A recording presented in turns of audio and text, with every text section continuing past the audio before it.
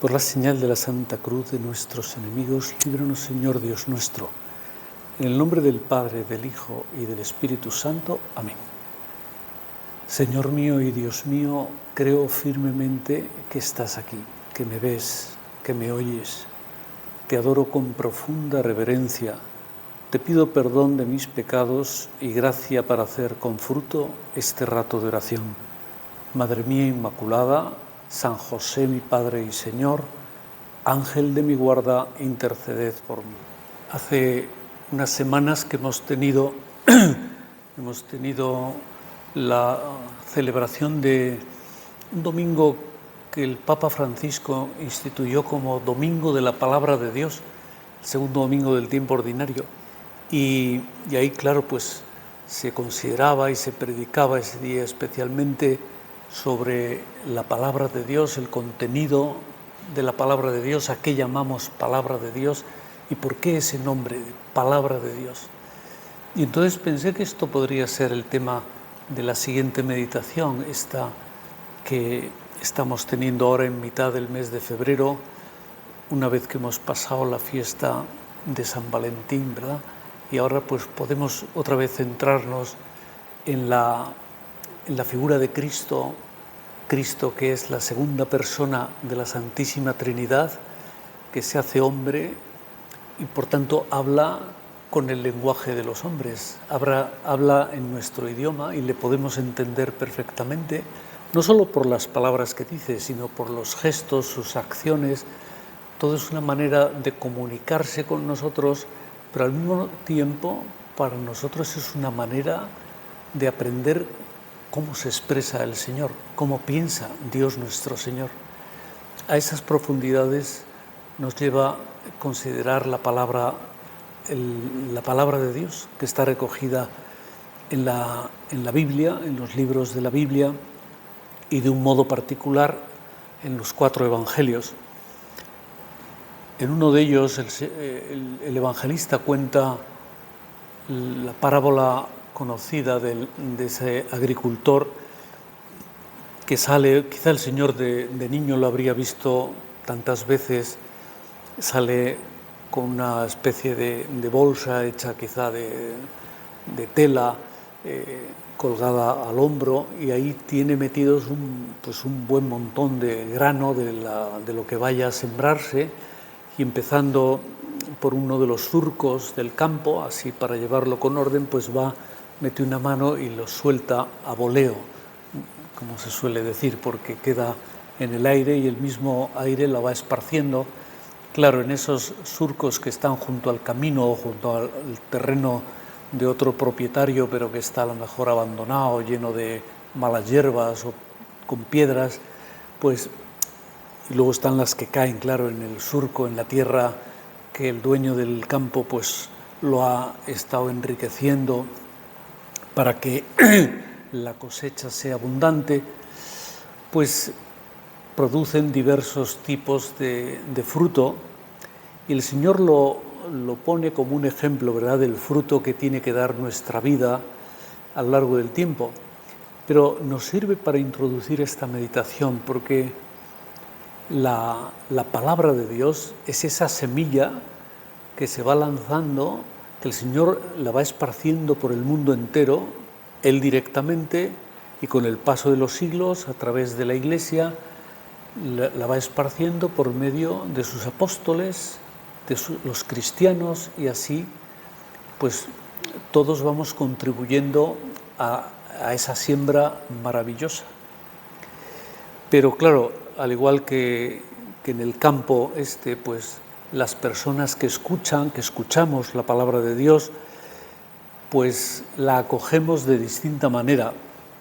Pues unos porque se sienten indiferentes ante esos mensajes de Jesús, otros porque pues les atrae, pero de un modo muy superficial y enseguida pues se olvidan, otros que la aprovechan y van dando fruto en el tiempo.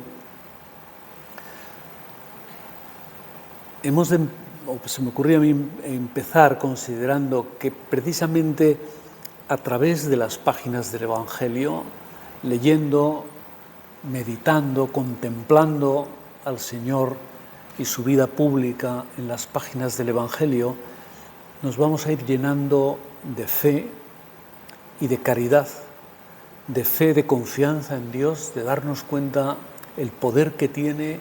No es lo mismo la palabra de cualquier otro maestro de Israel que la palabra de nuestro Señor, y de caridad, de amor, de ganas de extender también a otras personas el contenido profundo y sobrenatural que contiene la palabra de Dios. El autor de la carta a los Hebreos, por ejemplo, después de los Hechos de los Apóstoles, es la primera carta que recoge el Nuevo Testamento.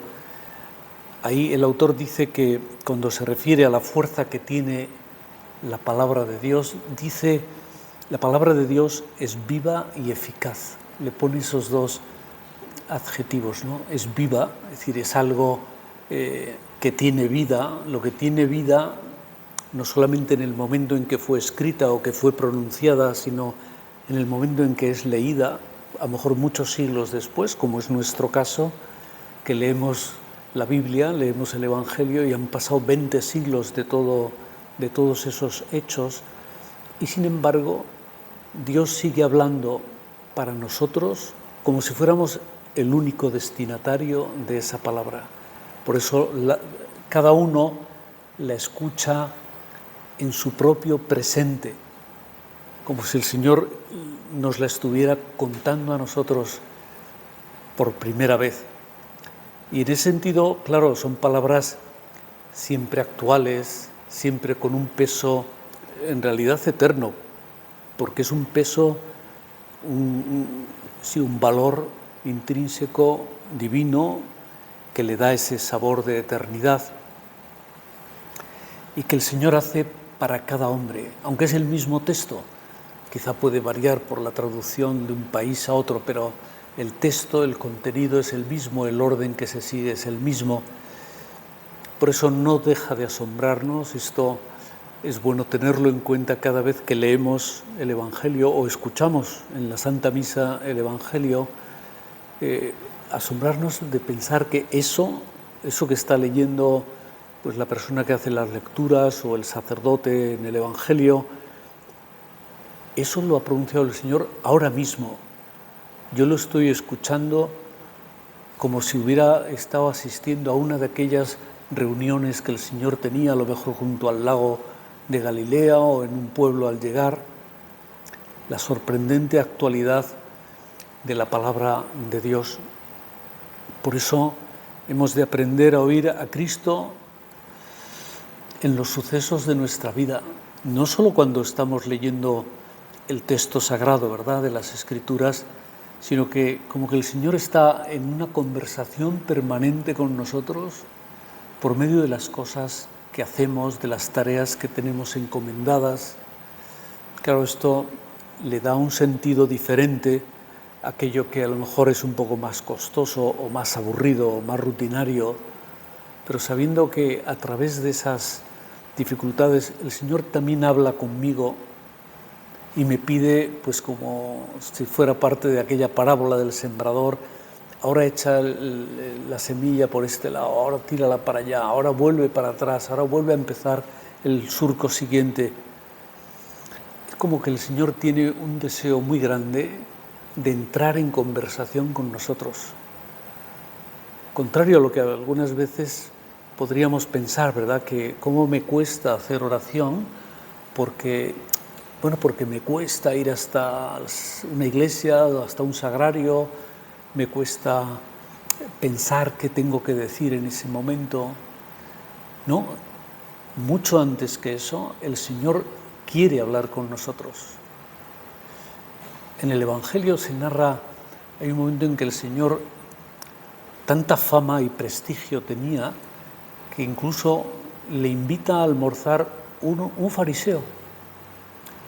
Y entonces Simón, el fariseo, entonces se va a su casa y el Señor observa una serie de detalles que faltaron en ese recibimiento, y además Hombre, en casa de un fariseo el Señor los echa más en falta porque ellos eran muy meticulosos en pues el ósculo de bienvenida cuando llegas a la casa, el lavatorio de las manos. Bueno, eso hubiera sido normal. Y bueno, pero lo que voy es que hay un momento entonces cuando el Señor se da cuenta que está pensando por dentro una serie de cosas, que no se da cuenta de quién es una mujer que ha venido a lavarle los pies con sus lágrimas, secárselo con sus cabellos. Y entonces el Señor, para cortar con ese juicio crítico que está teniendo ese fariseo, le dice: Simón, tengo que decirte una cosa. Bueno, ya viene un discurso, pero me gustó esa frase para imaginarnos que así empiezan nuestros ratos de oración, que el Señor nos sale al paso en lo que estábamos haciendo y como si nos dijera: fulanito o fulanita, tengo que decirte una cosa. Vamos a una salita, vamos a una habitación, vamos al oratorio.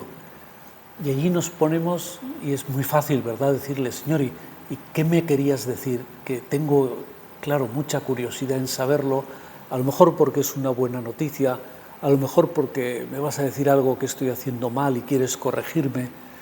Bueno, y aunque, bueno, tengo uno que ser humilde, ¿verdad?, pues porque a nadie nos gusta que nos corrijan, pero si eres tú, Señor, el que me vas a decir que deje de hacer esto o que haga esto con más finura, con más calidad, pues bienvenida sea esa corrección, ¿no? Porque Jesús es y será siempre un maestro. Lo era ayer, lo será mañana. Jesucristo es el mismo ayer, hoy y siempre. Es también de la carta a los Hebreos. Y el Señor nunca niega su gracia a quienes le tratan, a quienes le buscan, a quienes buscan esa cercanía de Dios. Quizá empecemos los ratos de oración o de lectura de la palabra de Dios como pidiéndole al Señor, al Espíritu Santo, una capacidad de escuchar.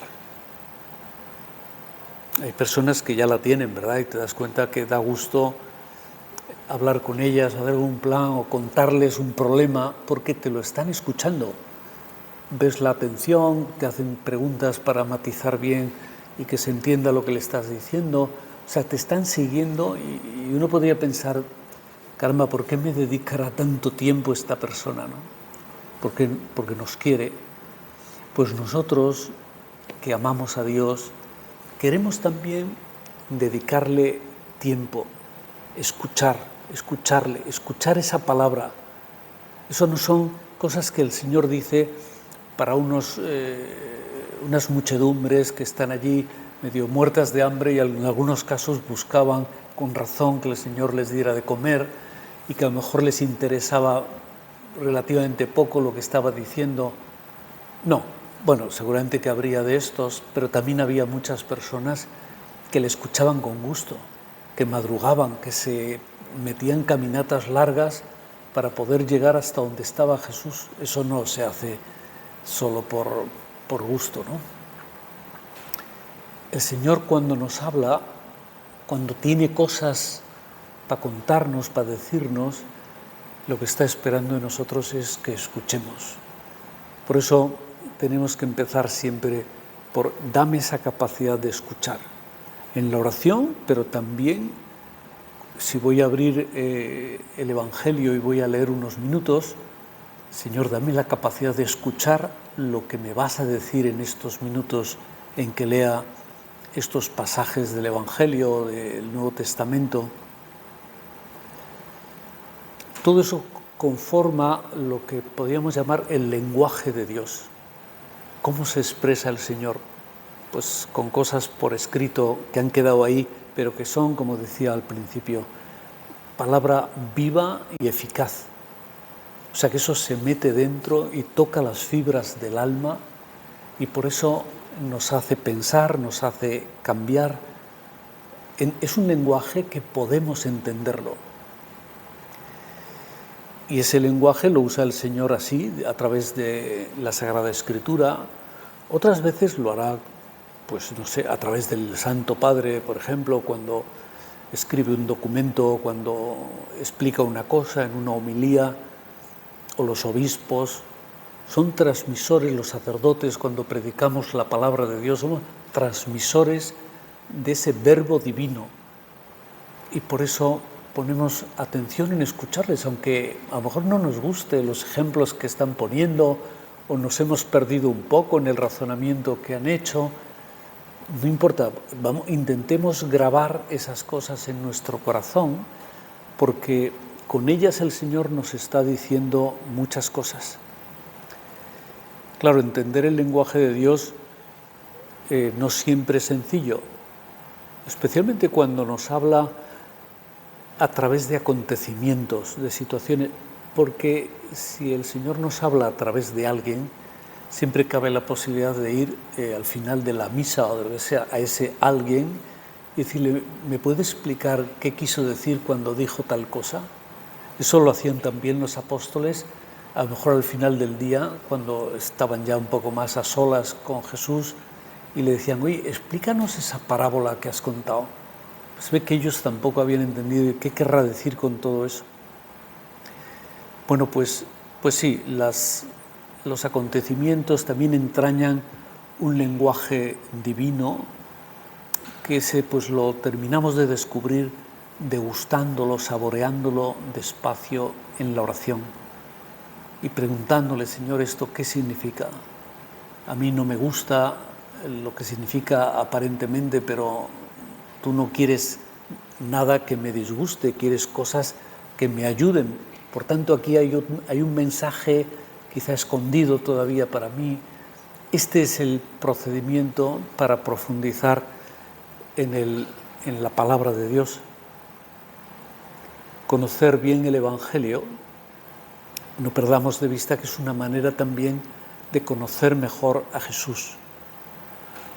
A Jesús, que es Dios, Dios y hombre verdadero, a Jesús, que es también el modelo, nuestro modelo, con letras mayúsculas, el único modelo. A veces los hombres buscamos modelos, pues no sé, entre las amistades, entre personas que son especialmente habilidosas con un tema que nos gusta mucho, o que son especialistas, o han escrito algún libro pues, sobre el tema sobre el que hemos hecho nuestros estudios, o simplemente porque es la persona que nos gusta cómo juega al fútbol o cómo canta. Pero son modelos pasajeros. Llega un momento en que el modelo envejece y deja de jugar al fútbol o se queda atrás en los avances tecnológicos y ya no sirve. Sin embargo, Jesucristo es eterno. Él siempre está al día de hoy con las cosas que nos cuenta. Bueno, pues el modo en que Jesús vive las virtudes, el modo en que Jesús trata a los demás, la manera en que trabaja, no sé, todo, cómo cuidaría de María o de María y de José cuando a lo mejor su padre en la tierra era ya más mayor o estaba enfermo. Todo eso nos habla de una manera en la que Dios quiere que también nosotros nos comportemos aquí en la tierra, en medio del mundo. Imitar a Jesús es un modo también de identificarse con una forma de vida que es la que Dios quiere para cualquier cristiano. No es simplemente hacerse, no sé, como un camino, voy a ir por aquí, a ver qué tal me va. Bueno, eso sería un riesgo. Voy a seguir a Cristo, eso no es un riesgo. Quizás sea dificultoso en algún momento, pero no es un riesgo porque Cristo es la verdad. Yo soy el camino, la verdad y la vida. ¿Cómo lograremos imitar a Jesús? Pues, bueno, por un lado hay que mirarse mucho en Él, cómo confrontarse, cómo te comportarías tú, Señor, en este momento, en esta situación. Claro, es una mirada que es algo más que mirar. El hecho de mirar con los ojos es mirar con contemplación. Es una mirada más penetrante, está llena de preguntas para él y para nosotros. Copié aquí unas palabras que son de una homilía de San José María. Creo que explican bastante bien esto que estamos ahora comentando. Dice: hay que aprender de él, de Jesús, detalles y actitudes. Y sobre todo, hay que contemplar su paso por la tierra, sus huellas, para sacar de ahí fuerza, luz, serenidad y paz.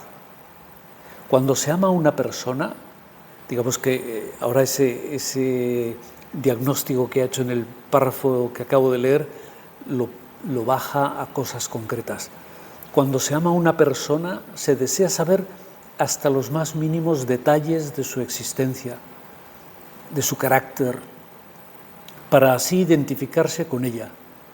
Por eso hemos de meditar la historia de Cristo desde su nacimiento en un pesebre hasta su muerte y su resurrección. Meditar la vida de Cristo como nos la narran los 4 evangelios nos permite conocer tanto y tan de cerca a Jesús, y así tendremos a Cristo en nuestra mente, porque al leer pues también se nos quedan esas imágenes y las razonamos y comparamos unas situaciones con otras, pero también en nuestro corazón.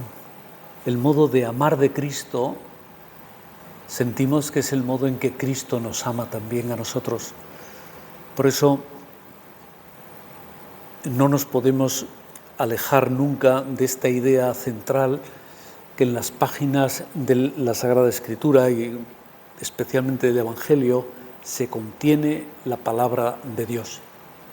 Por eso terminamos siempre, cuando se leen en la misa, esos textos siempre acaban con la expresión palabra de Dios o palabra del Señor, como reafirmando esto. No lo traía yo escrito en un papel, sino que esto está en la Sagrada Escritura.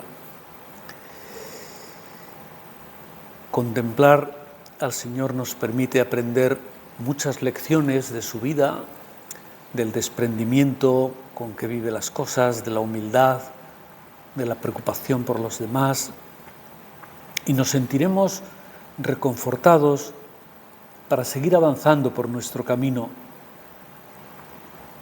Por eso puede ser bueno, ya lo mencionaba antes, que nos acostumbremos a leer, y yo diría que no solo a leer, sino a leer y meditar con atención cada día un poquito, a lo mejor unos versículos de la Biblia, de la Sagrada Escritura, porque nos pueden servir para adentrarnos más de lleno en la vida de Cristo, quizá iluminen el día ese que estamos viviendo o empezamos a vivir después de haber leído esto, porque uno lo enfoca y lo comienza con un planteamiento nuevo, es decir, que caramba, esto que hizo el Señor, esta frase que le dijo a esa persona, a lo mejor nos remueve, a lo mejor nos sirve casi como una jaculatoria que empezamos a repetir una y otra vez a lo largo de ese día, ¿no? Pues bueno, si hay que escuchar mucho al Señor, lo que tenemos que hacer es aprender a escuchar la palabra de Dios. Una palabra que no nos atrae solo porque cuenta historias muy buenas o porque hay parábolas conmovedoras, que las hay. Hay otras que quizá no son tan conmovedoras. Lo bonito está en el mensaje que llevan. Pero el Señor a través de ellas nos ama, nos consuela, nos ilumina, en fin, tantas cosas, ¿no? Las palabras de Jesús están llenas de esa fuerza vital que le permite penetrar hasta el fondo del alma. San Pablo usa esa expresión, es como una espada de doble filo, que tiene más facilidad para penetrar cuando los soldados las usaban en el combate, ¿no? Porque el doble filo, pues lo que no corta por un lado lo está cortando por el otro. Pues así la describe San Pablo, ¿no? Entonces, por eso el Señor habla pues de cosas sublimes con palabras muy sencillas, fáciles de entender, hasta el punto de que la gente que le escucha piensa, pero esta persona habla con autoridad, se entiende lo que está diciendo. Ahora comprendo el mensaje que tiene, pues lo que fuera, ¿no? Los libros del Antiguo Testamento o tal profecía que las habrían oído otras veces en las sinagogas, pero los maestros de Israel quizás iban más por la parte erudita o de precisión de las cosas que entrañaba, de las obligaciones que comportaba vivir ese mandato del Señor, mientras que el Señor se lo pone como al alcance de sus mentes para que puedan realmente hacer lo suyo. La doctrina de Jesús no es que sea su doctrina, es la palabra de Dios, ¿verdad? Pues está al alcance, o nos la pone al alcance de todos. Luego además tiene esa habilidad el Señor de predicar recurriendo a imágenes muy fáciles de entender, del campo, de la pesca, de la persona que está barriendo en su casa, el vendedor de perlas.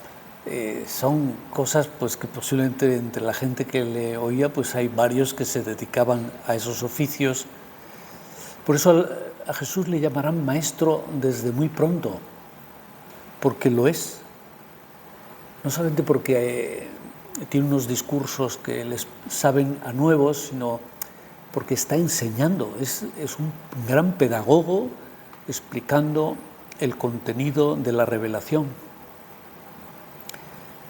Pero también es importante subrayar, no quiero que se me pase el tiempo, y es importante subrayar una cosa que la señalaba Juan Pablo II en un documento que hizo sobre la catequesis. Si no recuerdo mal, es un documento que publicó, quizás sea el primer documento que publicó después de ser elegido como Papa, y está hablando de que toda la vida del Señor, desde que nace hasta que resucita y se sube al cielo, fue una enseñanza continua, no solamente cuando predica durante su vida pública.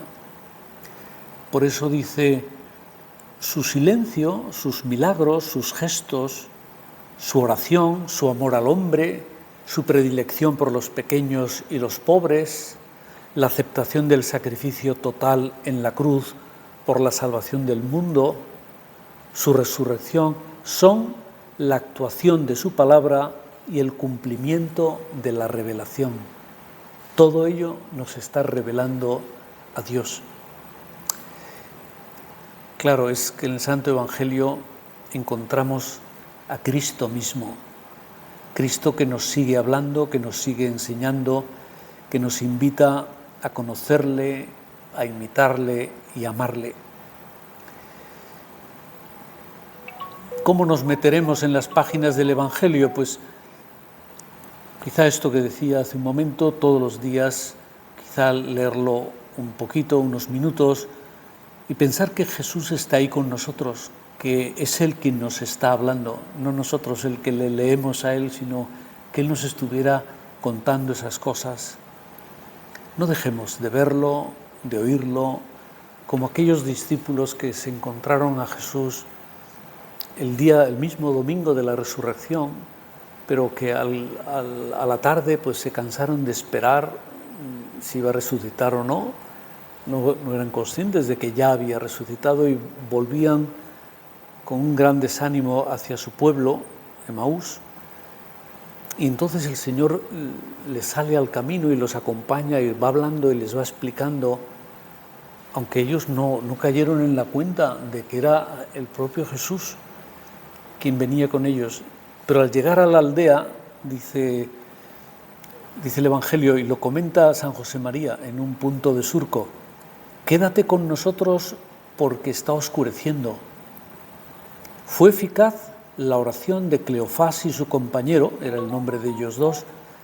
Qué pena si tú y yo no lo supiéramos detener a Jesús que pasa Y qué dolor si no le pedimos que se quede.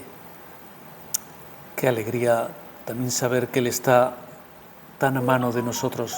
Vamos a terminar pidiéndole a la Virgen que nos enseñe a tener el oído atento a la voz de Dios, esa voz que nos sigue hablando hoy como hace 20 siglos, aunque a veces pues se sirva de intermediarios que nos transmiten ese querer suyo. Te doy gracias, Dios mío, por los buenos propósitos, afectos e inspiraciones que me has comunicado en esta meditación. Te pido ayuda para ponerlos por obra. Madre mía Inmaculada, San José, mi Padre y Señor, Ángel de mi guarda, interceded por mí.